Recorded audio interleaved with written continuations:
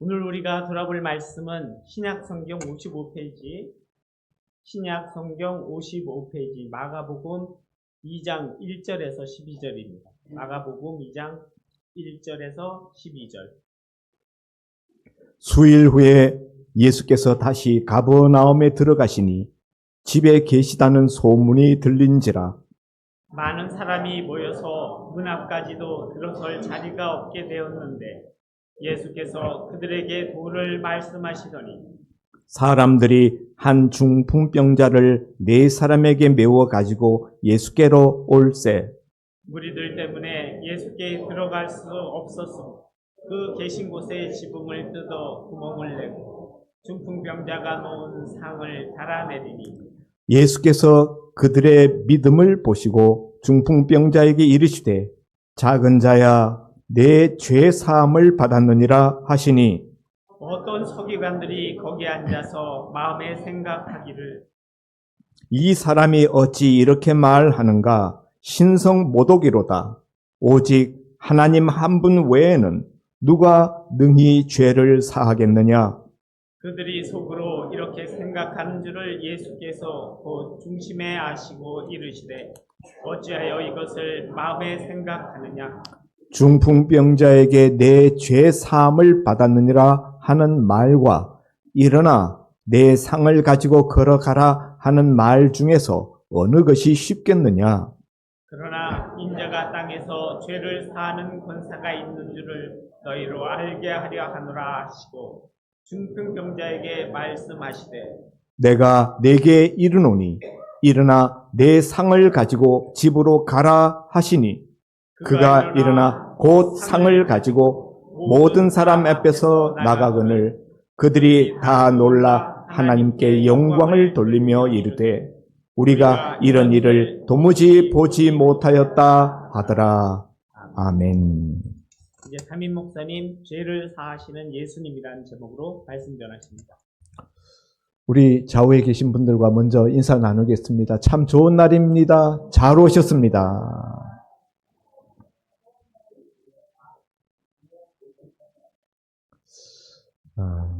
지난 주일 이 본문 말씀을 가지고 은혜를 나누었습니다. 똑같은 본문을 가지고 오늘 저는 전혀 다른 설교로 여러분과 함께 말씀을 나누고자 합니다. 지난 주일 이 말씀을 나누었으니까 이 내용 스토리는 우리가 다 알고 있잖아요.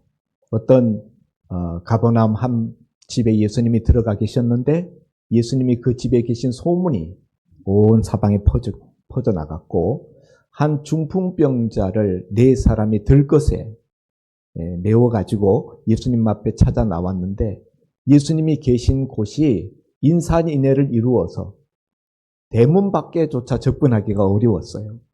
그래서 이 중풍병자를 메고 온 사람들이 어떻게 하면 예수님께 접근할 수 있을까? 되도록 가깝게 예수님 앞에 가까이 가려고 하다 보니 지붕으로 올라갔다. 유대 나라 지붕은 바깥에서 계단을 통해서 옥상으로 올라가도록 되어 있는 구조인데 슬라브식 구조라 지붕이 평평하고 우리 옛날 초가 지붕처럼 집과 나무가지 같은 걸로 지붕을 엮었기 때문에 뜯어낼 수 있는 구조였다. 그리고 그 지붕을 뜯어내서 중풍병자를 가닥 줄에 매달아 가지고 예수님 앞에 내려서 중풍병자가 예수님께로부터 고침을 받게 했다라는 말씀을 나누었습니다. 제가 지난주에 그 장면을 묘사하면서 한 가지 단어를 썼는데 그들은 예수님께 투신했다.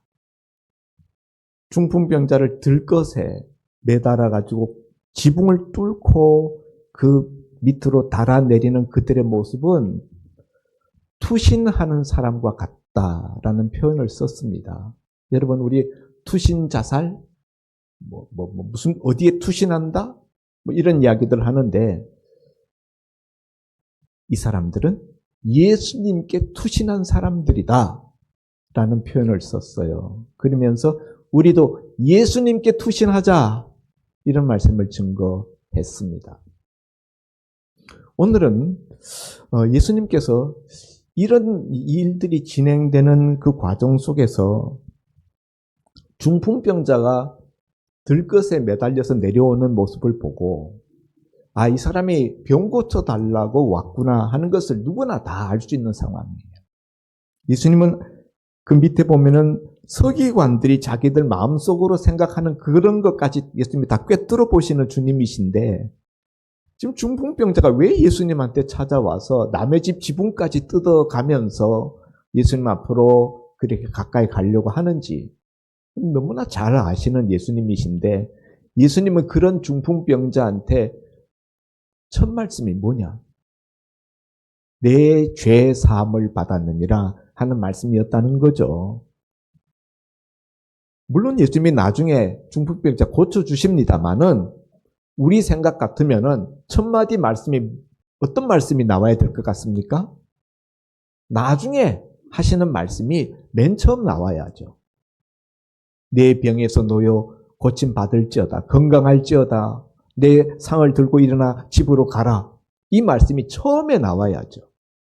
그런데 예수님은 그 말씀을 처음에 하시지 않고 첫 마디 말씀이 내 죄 사함을 받았느니라. 이 사람 지금 예수님 앞에 죄 사함 받으려고 나왔을까요? 예? 이 중풍병자가 또 중풍병자 들고 온 사람들이 예수님 앞에 찾아 나온 이유, 우리가 생각하는 것처럼 그런 신학적인 지식을 갖고 무엇보다도 죄 사함을 받아야 돼.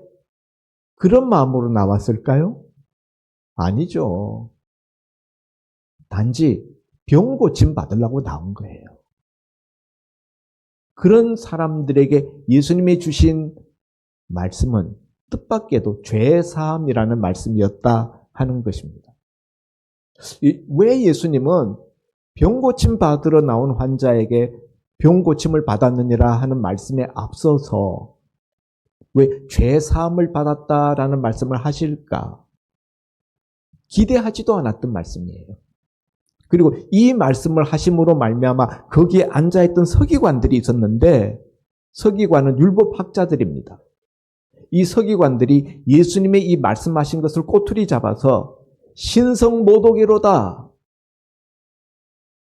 신성모독은 이스라엘 율법에 의하면요 돌로 쳐서 죽이도록 돼 있어요. 신약 성경의 사도행 6장의 스데반 집사가 돌에 맞아 죽습니다. 순교당하는데 죄목이 뭐냐? 신성모독이에요. 신성모독죄라는 것은 그렇게 직결 심판을 받고 죽임을 당할 수 있는 아주 무서운 죄입니다. 그런데 이 율법학자들, 서기관들 앞에서 예수님이 그렇게 꼬투리 잡힐 만한 그 위험스러운 행동을, 그런 말씀을 하셨다는 거예요. 서기관들 말이 틀린 게 아닙니다. 하나님 외에 누가 사람의 죄를 사할 수 있겠느냐? 사람의 죄를 용서할 수 있는 그 권리, 권세는 오직 하나님만이 갖고 계시다는 거죠. 서기관들이 틀린 말 한 거 아니에요. 그런데 예수님이 이렇게 문제될 이런 발언을 그 서기관들이 앉아있는 걸 다 아시면서 예수님이 하셨다는 거예요. 왜 그랬을까? 이거 한 가지 질문이에요. 또 두 번째, 2절 말씀에 보면은 많은 사람이 모여서 문 앞까지도 들어설 자리가 없게 되었는데 예수님께서 그 집안에 있는 사람들, 집 밖에 있는 사람들에게, 모여온 사람들에게 뭐를 말씀하셨다고 되어 있습니까? 병자들을 고쳤다라는 말씀이 있는 게 아니고 말씀을 하셨대요. 근데 말씀을 하셨는데 뭘 말씀하셨다고요? 도를 말씀하셨대요. 도. 옛날에 어떤 이단 종파에서 고속버스 터미널을 내리면은 그 청년들이 오가는 사람 붙들고 도를 아십니까? 이러면서 괴롭혔던 시절이 있었습니다. 여러분, 성경에 예수님이 도를 말씀하셨다라는 표현은 여기에 유일하게 여기에서만 딱 한 번 나옵니다. 예수님이 사람들에게 말씀을 전하셨다 그러면 되잖아요. 그런데 왜 예수님이 도를 말씀하셨다? 이런 표현을 쓰고 있을까요? 무슨 이야기를 하셨는데 예수님이 도를 말씀했다고 표현하고 있을까요? 제가 이거 제 친한 우리 친구 목사님들한테 물어봐도 아무도 모르더라고. 제 1년에 서너 번씩 꼭 만나는 우리 총신 신대원 우리 동기, 아주 절친 동기들 있거든요. 교회도 큰 교회 하고요. 공부도 저보다 더 잘하고 그런 친구들인데 제가 물어보니까 아무도 이거 모르더라고. 도를 말씀하셨다는데 무슨 도를 말씀하셨을까? 왜 여기서는 예수님이 말씀하신 것을 그냥 예수님이 하나님의 말씀을 하나님 나라의 일을 말씀하셨더라 이렇게 말씀해도 될 것 같은데 그렇게 안 하고 여기서만 독특하게 도를 말씀하셨다라는 표현을 쓸까? 제가 어제까지도 이거 몰랐어요. 오늘 아침에 일어나가지고 화장실에서 양치질하고 나갈 준비하는데 그때 머릿속에서 딱 깨달아지더라고. 제가 속으로 그랬어요. 이제 은퇴할 때가 되니까 도가 트이네. 이제 은퇴할 때가 가까워지니까 이제 설교에 도가 트인다라는 생각이 들었습니다. 아니 제가 이거 전에 아무리 생각해도 이게 제가 못 깨달았거든요. 친구들한테 물어봐도 모르고 주석을 찾아봐도 이런 거 안 나와요. 제가 오늘 진짜 끝내주는 도를 여러분한테 가르쳐 드리겠습니다.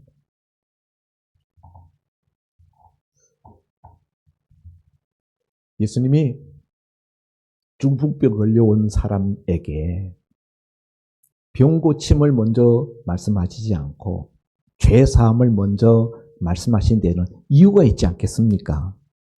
예? 이유가 뭘까요?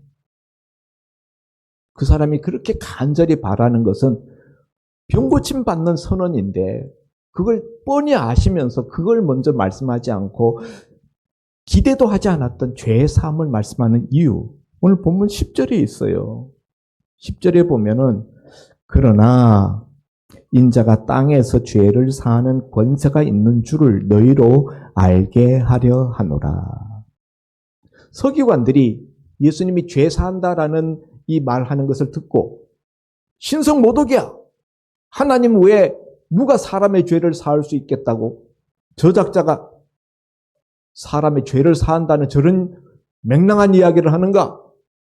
이제 그럴 때 예수님이 하신 말씀이에요. 8절에 그들이 속으로 이렇게 생각하는 줄을 아시고 예수께서 그 중심에 아시고 어찌하여 이것을 마음에 생각하느냐? 중풍병자에게 내 죄 사함을 받았느니라 하는 말과 일어나 내 상을 가지고 걸어가라 하는 말 중에 어느 것이 쉽겠느냐? 여러분 어느 게 쉬워요?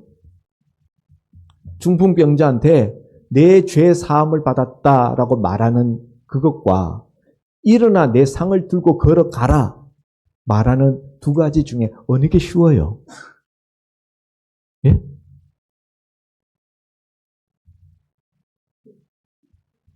모르시겠습니까? 예. 둘 다 불가능합니다.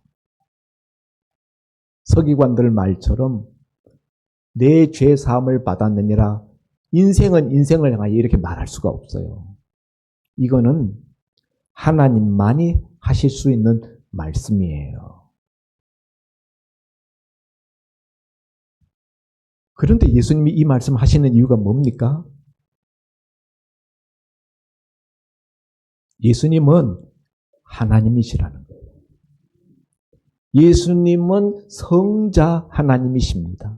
서기관들이 몰랐던 것, 예수님을 신성모독이라고 비판한 이유는 예수님이 성자 하나님이신 것을 모르고 그들은 성부 하나님만 알았기 때문입니다. 유대인들은요, 유대교는 성부 하나님만 알아요. 성자 하나님은 몰랐다. 그렇기 때문에 신성모독이라고 생각하는 거죠. 그런데 예수님은요, 성자 하나님이시기 때문에 죄를 사하는 권세가 있는 줄 10절에 보면은 땅에서 죄를 사는 권세가 있는 줄을 너희로 알게 하려 하노라. 여러분, 죄 사는 것은요, 권세가 있어야 하는 거예요. 권능과 권세는 다릅니다. 일어나 내 상을 들고 걸어가라. 이거는 권능이에요. 이건 능력입니다. 초월한 능력이죠. 그러나 죄를 사하노라 말씀하는 것은 권세예요. 8.15 경복 광복절이 되면은 대통령이 특사, 8.15 광복절 특사를 내려서 몇 사람들을 풀어줍니다. 대통령의 권세가 하는 일이에요. 죄 없는 것처럼. 예수님은 본인이 죄 사하는 권세가 있다는 것을 나타내시기 위해서, 다시 말하면 예수님이 누구이신가를 나타내기 위해서 지금 이 기적을 펼치시는 겁니다. 1차적인 목적은요, 병자를 치료하는 것처럼 보이지만은 이 사건을 통해서 예수님이 말씀하시려고 하는 핵심은요, 병자 치료가 아니라 예수님 자신이 누구인가, 내가 누구인가를 선포하고 알려주시는 것이 이 사건의 핵심이라는 거예요. 예수님 누구라고요? 죄를 사는 권세를 가지신 성자 하나님. 그래서 먼저 죄 사함에 대한 이야기를 선언하신 다음에 그 다음에 어느 것이 쉽겠느냐? 둘 다 불가능하다는 거예요. 그런데 그 다음에 이어서 내 자리를 일어나 내 상을 가지고 집으로 가라 말하시니까 그가 곧 상을 가지고 일어나 모든 사람 앞에서 걸어갔다. 곧 다른 말로 바꾸면 즉시. 이 사람은 누워서 일어나지도 못하는 사람이에요. 한 걸음도 뗄 수 없는 사람이 이 예수님의 말씀을 듣고 일어나 네 상을 가지고 집으로 가라. 이 말씀을 듣고 그 자리에서 벌떡 일어나서 누웠던 자기 상을 자기가 들고 집으로 갔다는 거예요. 이 기적을 통해서 예수님이 말씀하시려고 하는 게 뭡니까? 예수님이 앞에 말씀하신 인자는 땅에서 죄 사는 권세가 있다는 것을 사람들에게 확증시켜주는 거예요. 뒤에 누워있는 중풍병자를 말씀 한마디로 일으켜서 그 상을 들고 집으로 걸어가게 하시는 이 권능을 행하심을 통하여서 앞서 말씀하신 내 죄 사함을 받았느니라 하는 말씀이 진실한 말씀인 것을 그걸 증명하는 그것이 이 중풍병자의 병을 그 자리에서 고쳐주시는 예수님의 기적이 증거하고자 하는 핵심 내용이다 하는 거예요. 그래서 이 사건은 예수님이 어떤 분인가를 나타내고 증명합니다. 예수님은 어떤 분이신가? 예수님 입으로 스스로 10절에 보면은 그러나 인자가 땅에서 죄를 사는 권세가 있다. 인자라는 표현을 합니다.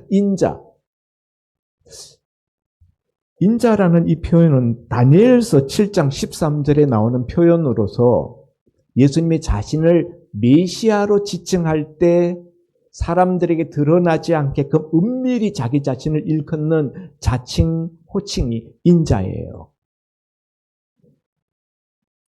단어적으로만 보면은 사람 인자 아들 자자, 사람의 아들이에요.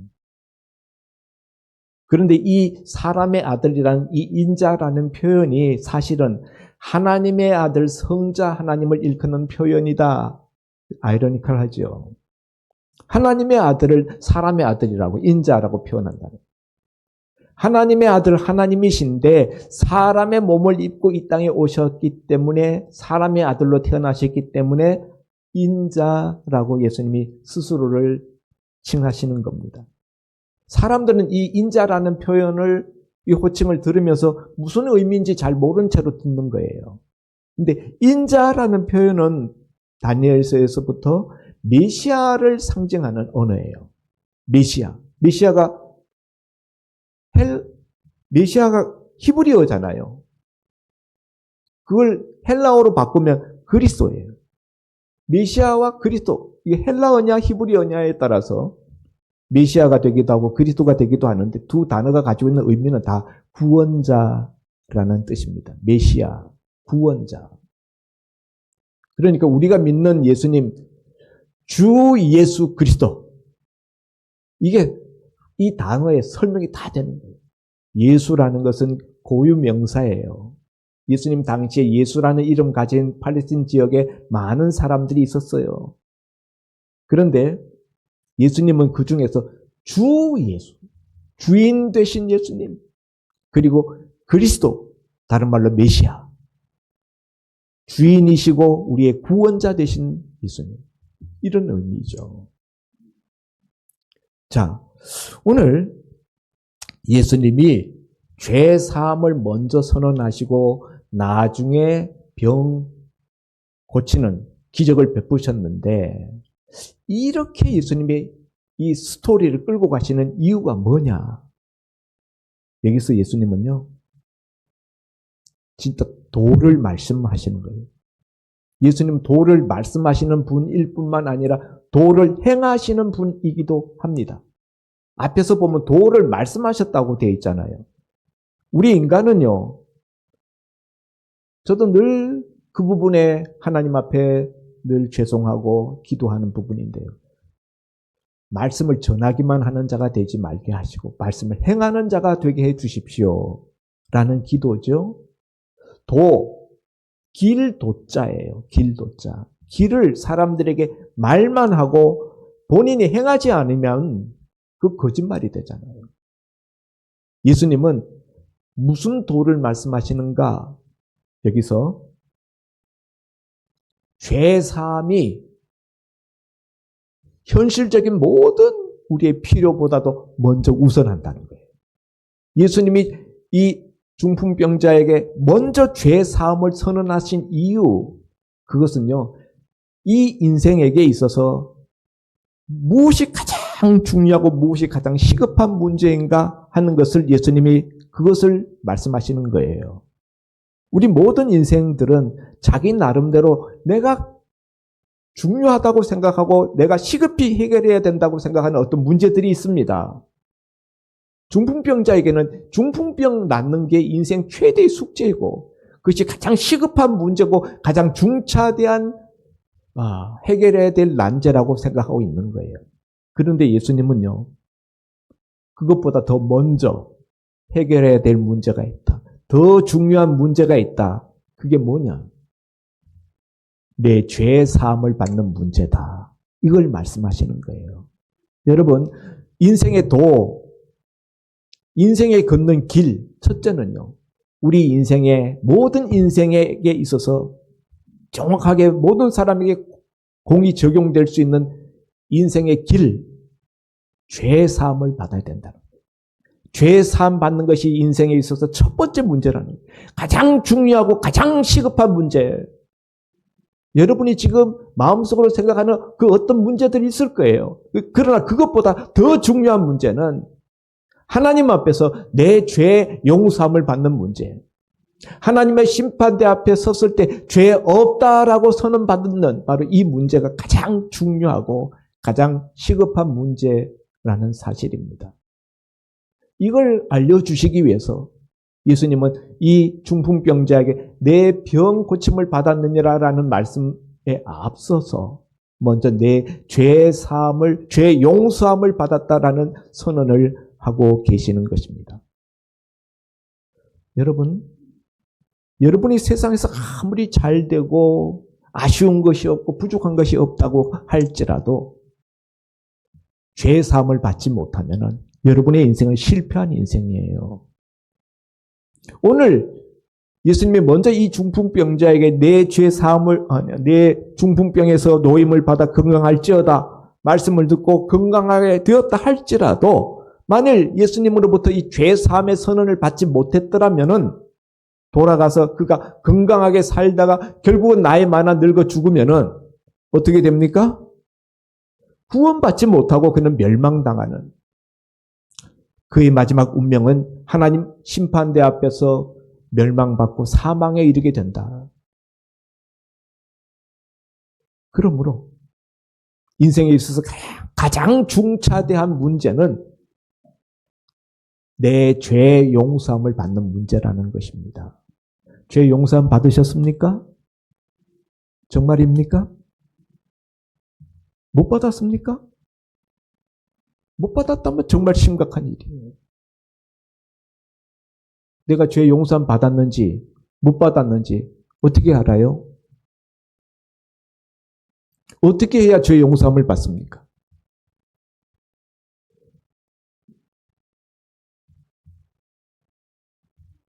평생 예수 믿었는데 어떻게 죄 용서함 받는지도 모른다 그러면은 말이 안 되죠. 앞에 보면 예수님이 5절에 예수께서 그들의 믿음을 보시고 중풍병자에게 이르시되 작은 자야 내 죄 사함을 받았느니라. 뭘 보고요? 믿음. 믿음을 보고 죄 사함을 선언하셨다는 거예요. 여러분, 하나님 앞에 죄 사함 받는 방법은요, 다른 방법 없습니다. 우리가 타 종교에서 보면 고난을 통해서 수행하고 온갖 노력을 통해서 정말 속된 말로 돌을 닦아서 그래서 구원의 길로 가려고 이러는데요. 하나님은 그런 거 보지 않습니다. 믿음을 보십니다. 예수님께서 그들의 믿음을 보시고 내 죄 사함을 받았다. 믿음이 있어야 돼요. 그런데 그 믿음이 구원받는 믿음이라야 합니다. 구원에 이르지 못한, 바르지 못한 믿음, 하나님이 인정하지 않는 믿음, 예를 들면 이런 믿음 있잖아요. 지금 이 중풍병자는 예수님 앞에 병 고침 받으려고 병 고쳐줄 줄 알고 나왔잖아요. 예? 병 고쳐주고 내 문제 해결해주는 예수님으로만 믿고 나오면은 그 믿음으로는 사실은 구원받을 수 없다. 우리가 예수 믿을 때 제일 먼저 가져야 되는 믿음은 예수님은 내 죄 문제를 해결해 주시는, 내 죄를 사하실 수 있는, 십자가에 피 흘려 주심으로 그 피로 내 마음판, 내 마음속의 모든 죄를 씻어 정결하게 해 주시는 그 예수님으로, 죄 사함의 권세를 가지신 예수님으로 믿어야 된다는 거예요. 구원의 주님, 예. 내 죄 문제를 해결해 주실 수 있는 이 땅 위에 있는 유일한 분, 그분이 예수님입니다. 이걸 믿는 거예요. 오늘 이 본문은요, 구원받는 그 과정을, 그 요건을 정확하게 다 말해주는 본문은 아니에요. 그러나 한 가지 큰 맥락에서 우리가 짚을 수 있는 것은요, 이 사람들에게서 보여지는 믿음은 지난주에 말씀드렸다시피 예수님께 대한 전적인 신뢰, 그리고 전적 의존, 이 두 단어 여러분 잊어버리면 안 됩니다. 따라 하십시오. 전적 신뢰, 전적 의존. 예수님을 나의 죄 문제를 해결해 줄 유일한 구원자로 믿고 전적으로 신뢰하는 거예요. 전적인 신뢰. 그 전적인 신뢰는 어디서 입증되는가? 전적 의존의 행동에서 입증된다는 거예요. 그게 뭘로 나타났어요? 남의 집 지붕을 뚫고 중풍병자를 들것채로 밧줄에 매달려가지고 내려보내는 예수님께 투신하는 이 행동, 이 속에서 그들의 예수님께 대한 전적인 신뢰와 전적인 의존을 여기서 확인하게 된다는 거예요. 왜 남의 집 지붕을 뜯습니까? 그 지붕 다 변상 다 해주고 다 고쳐줘야 돼요. 예수님이 아니면은 자기 문제를 해결할 방법이 없다고 믿었기 때문이에요. 예수님만이 유일한 길이요, 유일한 해결책이라고 믿었기 때문이에요. 우리가 예수님 믿을 때요, 예수님 외에 우리 구원받을 수 있는 다른 어떤 수단이나 방법이나 무슨 길이 조금이라도 다른 데 있다고 생각하면요. 그런 믿음으로는 구원받을 수 없습니다. 오직 예수님 외에는 예수님이 유일한 길. 그래서 예수님께 전적인 신뢰를 보내고 전적으로 나를 투신하는 거예요. 영육 간의 모든 문제를. 아멘입니까? 여러분, 오늘 예수님이 말씀하신 이 사건을 통해서 말씀하시는 핵심 두 번째는요. 우선순위가 바뀌면 안 된다는 거예요. 제가 오늘 스티븐 코비의 글을 여러분께 주보 서두에 컬럼으로 낭독을 해서 듣게 했는데 인생의 우선순위가 성공해야 된다. 볼링에서 맨 앞에 킹핀을 쳐야 스트라이크가 일어나는 것처럼 우리 인생의 우선순위를 놓쳐서는 안 된다는 거예요. 우선순위를 바꿔버리면은 그 다음에 아무리 잘해도요. 한계가 있어요. 그래서 우리 인생의 최우선순위를 놓치지 말아야 되는데 그것은 무엇인가? 시급한 일이 아니고 중요한 일이에요. 우리는 가끔 급한 일에 그냥 우리 마음을 빼앗기다 보니까 정말 중차대한 문제를 우리가 놓치는 경우들이 많은데 그게 뭐냐? 죄사함의 문제. 예수님을 나의 유일한 구원자로 모시고 그분께 전적인 의존, 의탁을 하는 것. 오늘 이 장면을 여러분 마음속에 새겨두시기 바랍니다. 남의 집 지붕 올라가서 지붕 뜯어내고 네 사람이 들것에 사람을 달아내릴 정도로 남의 집 지붕을 뜯었으니 요만한 구멍 뚫은 게 아니에요.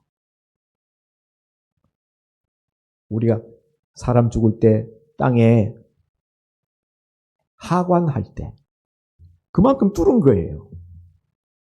그 사람을 예수님 앞에 달아내리는. 저는 이 표현이 참 적당하다고 생각해요. 예수님께 투신했다. 예수님 앞에 투신하는 것이다. 오늘 저와 여러분의 인생이 예수님 앞에 투신하는 인생이 되어져야 합니다. 예수님이 최우선순위가 되어야 합니다. 우선순위를 바꾸기 때문에 우리 인생의 문제가 해결이 안 되는 거예요. 마태복음 6장 33절에 너희는 먼저 하나님의 나라와 하나님의 의를 구하라. 그리하면 이 모든 것을 너희에게 더하시리라. 오늘 예수님이 이 이적을 통해 우리에게 말씀하시고자 하는 첫째, 예수님은 누구신가? 예수님은 우리 죄의 문제를 해결하시는 분. 두 번째, 인생의 우선순위를 바꾸지 말라. 죄 사함이 인생의 최우선순위다. 아멘입니까? 기도합니다. 하나님 아버지,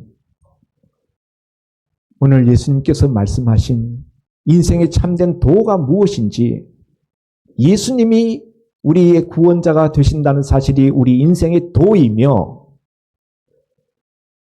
그 예수님을 우리 인생의 최우선 순위에 두고 그 예수님을 따라가고 그 예수님께 신뢰하며 예수님께 전적인 의존을 하는 예수님께 투신하는 인생, 그것이 우리가 따라가야 될 인생의 길인 것을 말씀을 통하여 우리가 나누었습니다. 주님은 말씀을 통하여 사람들에게 가르치시기만 하신 것이 아니라 몸소 친히 무엇이 최우선 사항인지를 직접 몸소 행동으로 실천하여 보여주셨습니다. 아버지 하나님, 오늘 주님께서 우리에게 보여주신 이 도, 참된 인생의 도, 참된 인생의 길, 이것을 우리가 놓치지 않게 하여 주옵시고 참으로 그 길을 따라가서 주님이 우리에게 주시고자 하는 영생 그리고 풍성한 삶을 다 누릴 수 있는 종들이 되게 하여 주옵소서. 오늘 예수님을 현실적인 내 잡다한 문제들을 해결해 줄 수 있는 문제 해결사로만 우리가 예수님을 알지 않게 하시고 또 그것으로만 예수님을 우리가 찾지 않게 하시고 무엇보다도 예수님을 내 죄 문제를 해결해 주실 수 있는 유일한 구원자로 먼저 만나고, 그리고 그 다음에 그런 자들에게 주시는 주님의 선물, 부차적인 선물, 곧 현실의 문제들을 해결해 주시는 축복도 또한 받게 하여 주옵소서. 이 중풍병자에게 먼저 죄의 문제를 해결해 주시고 그걸로 끝나는 것이 아니라 그 다음에 그 중풍병도 고쳐서 낫게 해주신 주님, 먼저 죄 사함을 받은 자들에게 주시는 주님의 선물이 우리가 아쉬워하고 구하는 일상적인 문제, 병 고침 문제, 문제 해결의 어떤 약속, 축복 이런 것들도 덤으로 주신다는 사실을 우리가 알게 하여 주시옵시고 이 모두를 다 놓치지 않는 저희들 되게 하여 주옵소서. 예수님 이름으로 기도하옵나이다. 아멘.